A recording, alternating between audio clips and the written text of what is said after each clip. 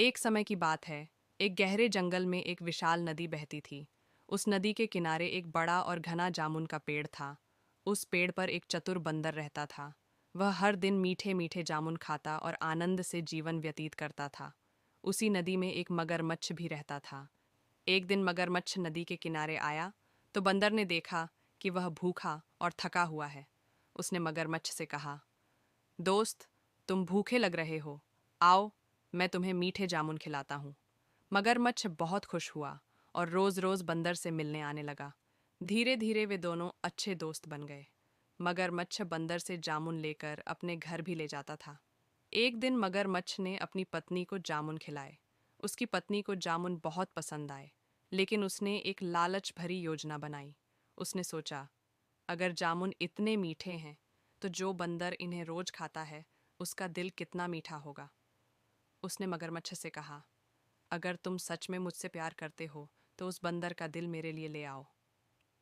मगरमच्छ पहले तो मना करता रहा, लेकिन आखिर में पत्नी के कहने पर उसने योजना बनाई और बंदर को धोखा देने की सोची। अगले दिन मगरमच्छ बंदर के पास गया और बोला, मित्र, मेरी पत्नी ने तुम्हें खाने पर बुलाया है। आओ, मेरी पीठ पर बैठ जाओ, मैं तुम्हें नदी पार करवा दूंगा। बंदर खुश होकर मगरमच्छ की पीठ पर बैठ गया। जैसे ही मगरमच्छ नदी के बीच पहुंचा, उसने बंदर से कहा, मुझे माफ कर दो दोस्त, लेकिन मेरी पत्नी तुम्हारा दिल खाना चाहती है।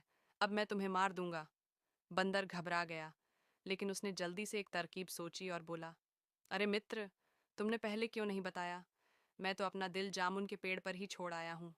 चलो, पहले वापस चलते हैं, मैं दिल ले आता हूँ। मगरमच्छ उसकी बातों में आ गया और पेड़ के पास वापस आ गया। जैसे ही पेड़ के पास पहुंचा, बंदर तुरंत छलांग लगाकर पेड़ पर चढ़ गया और हंसते हुए बोला, मूर्ख मगरमच्छ, दिल शरीर के अंदर होता है, उसे बाहर कैसे रखा जा सकता है?